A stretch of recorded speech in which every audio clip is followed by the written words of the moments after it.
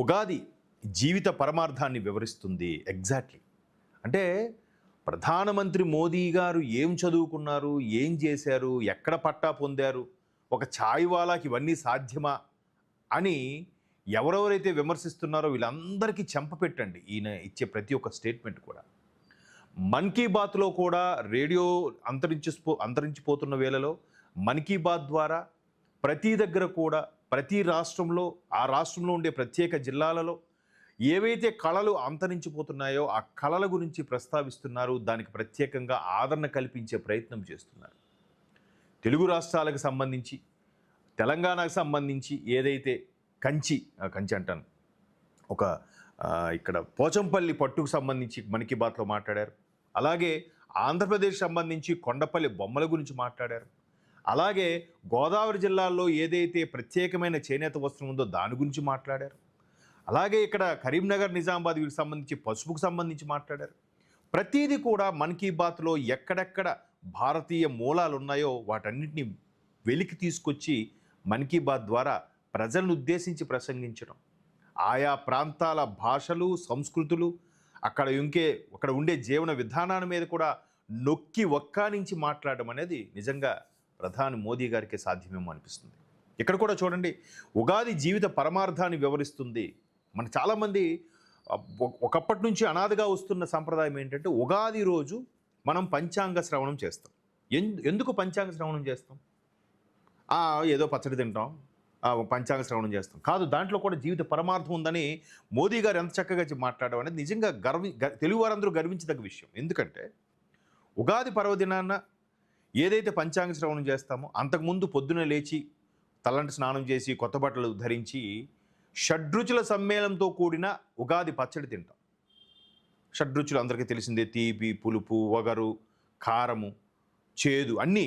ఈ 6 అంటే జీవితం అనేది దేన్నైనా యాక్సెప్ట్ చేయగలగాలి. ఒక మధురాన్నే కాదు, ఆ స్వీటే కాదు, ఘాటే కాదు, కారమే కాదు, చేదు అన్నీ యాక్సెప్ట్ చేయగలగాలనేది ఒక పచ్చి నిజాన్ని పచ్చడి ద్వారా మనలోకి ఎక్కించే విధానం.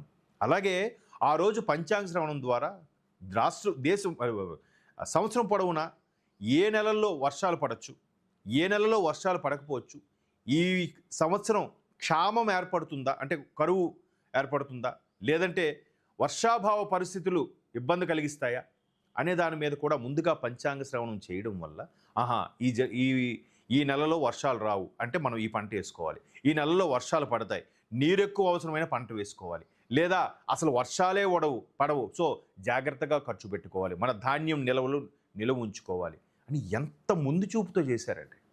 అది కదా హ్యాట్స్ ఆఫ్ చెప్పాల్సిన విషయం. అది వదిలేసి పంచాంగం అంటారా, ట్రాష్, బొంగు, వీడేదో కొంచెం సైన్స్ చదువుకొని ఉంటాడు, వీడు విమర్శించేస్తాడు. దాని డెప్త్ సబ్జెక్టు జర్మనీ, అలాగే ఫిన్లాండు, అలాగే కెనడాలోని కొన్ని యూనివర్సిటీలు, అలాగే ప్రతి ఒక్క అరబ్ కంట్రీస్ కూడానండి మన సంస్కృత పుస్తకాలు తీసుకెళ్ళి రీసెర్చ్ చేసి వాళ్ళు ఏంటి వీళ్ళు మూలాలు ఏంటి, వీళ్ళు ఏంటి, ఎంత సంక్షోభం వచ్చినా ఆర్థిక సంక్షోభం వచ్చినా వీళ్ళు మాత్రం తొడికిసలాడట్లేదు, అలాగే ఉంటుంది ఎందుకు భారతదేశం అనే దాని మీద పిచ్చెక్కిపోతుంది వాళ్ళకి. మనం మాత్రం ఏదో కొంచెం కంప్యూటర్ నాలెడ్జ్ అది ఇది పట్టుకొని ఓవర్ యాక్షన్ చేస్తూ ప్రతి దౌర్భాగ్యం ఏంటంటే సనాతన ధర్మం పాటించే వాళ్ళలోనే నాస్తికులు ఎక్కువ ఉన్నారు. మిగతా ఏ మతాల్లో నాస్తికులు ఉన్నారో లేదో నాకు తెలియదు, కానీ ఈ దౌర్భాగ్య పరిస్థితి సనాతన ధర్మం హిందూ ధర్మంలోనే ఉంది.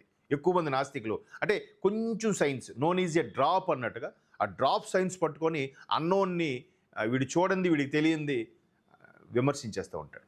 సో పక్కన పెడితే ఇక్కడ ప్రధానమంత్రి ఒకసారి చూద్దాం. మహారాష్ట్రలోని మరాఠీ నూతన సంవత్సరాది గుడి పడ్వా సందర్భంగా గురువారం ముంబైలో నిర్వహించిన భారీ ఊరేగింపు.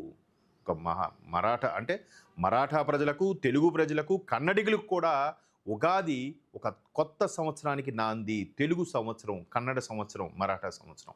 దాన్ని చూడండి ఒకసారి. అంటే ఆచార వ్యవహారాల్లో వేరే ఉండొచ్చు, కానీ అక్కడ మళ్ళీ ఆ తానులో ముక్కలమే మనందరం. నిజంగా భారత ఉపఖండం ఎంత గొప్పదంటే ఎన్ని పుస్తకాలు రాసినా తనివి తీరదండి దీని మీద, ఎంతసేపు ప్రసంగించినా తనివి తీరదు. అంత అద్భుతమైన సంస్కృతి. తెలుగు ప్రజలకు ప్రధానమంత్రి మోదీ శుభాకాంక్షలు తెలిపారు. నవరాత్రి ప్రారంభం, అలాగే దేశవ్యాప్తంగా వివిధ రూపాల్లో జరుపుకునే నూతన సంవత్సర వేడుకల సందర్భాన్ని ఆయన ప్రస్తావించారు. ఈ పండుగలు హిందూ కొత్త సంవత్సర ప్రారంభాన్ని సూచిస్తూ ఆశలు, అవకాశాలు, సంతోషాన్ని తీసుకొస్తాయని తెలిపారు. చూసారా ఎంత బాగా మాట్లాడారు. తర్వాత గోవా రాష్ట్రాల ప్రజలకు వేర్వేరుగా ప్రత్యేక లేఖలు రాసి శుభాకాంక్షలు తెలిపారు. ఉగాది జీవితపు పరమార్థాన్ని వివరిస్తుందని, ప్రతి ఒక్కరూ తమ జీవితంలో ఎదురయ్యే సవాళ్లను ధైర్యంతో ఎదుర్కొంటూ విజయాలను కృతజ్ఞతతో స్వీకరించాలని మోదీ ఎక్స్లో పోస్ట్ చేస్తూ ప్రజల మనోభావాలు నెరవేరాలని, ప్రజల యొక్క ఆకాంక్షలు నెరవేరాలని తన ఎక్స్లో పేర్కొన్నారు. అలాగే కాంగ్రెస్ నేత రాహుల్ గాంధీ కూడా సోషల్ మీడియా వేదికగా శుభాకాంక్షలు తెలిపారు. హిందూ నూతన సంవత్సర పండుగలు సరికొత్త ప్రారంభాలకు సంకేతం అన్నారు సుభాష్. ఈయన కూడా చక్కగా వివరించారు. ఇదే నిన్న మహారాష్ట్రలో జరిగిన ఈ వేడుకకు సంబంధించి ఒక ఫోటో మనకి ఇక్కడ వైరల్ అవుతుంది. సో ఉగాది పర్వదినాన్న ఈ విధంగా మనకు శుభాకాంక్షలు అందరికీ తెలియజెప్పే ప్రయత్నం చేస్తున్నారు. ప్రతి సంస్కృతి కూడా మంచిదే, ప్రతి ఆచార వ్యవహారాలు కూడా తూచా తప్పకుండా పాటించాలని మరొకసారి చేశారు. ఈ నెల 29వ తేదీ ఆదివారం మన రిఫ్లెక్షన్ ఛానల్ ద్వారా మనం నిర్వహిస్తున్న 4వ కాంక్లేవ్, అలాగే వరుసగా 3వ సనాతన కాంక్లేవ్ను మనం జరుపుకోబోతున్నాం.